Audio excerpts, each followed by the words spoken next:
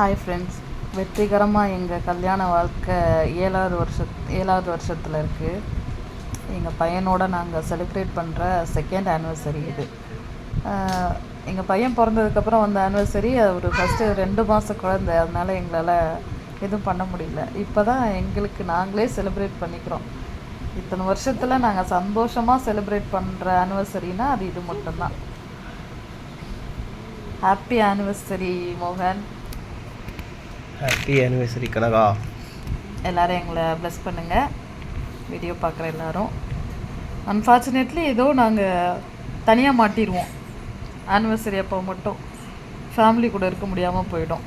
அது எங்கள் டைமா அவங்க டைமானு தெரில, அப்படியே மாட்டிடுவோம். ஆனிவர்சரிக்கு மட்டும் இல்லை, எங்கள் 2 பேரோட பர்த்டேக்கும் அப்படி தான். நாங்கள் மட்டும் தனியாக மாட்டிடுவோம் ஃபேமிலி கூட இல்லாமல்.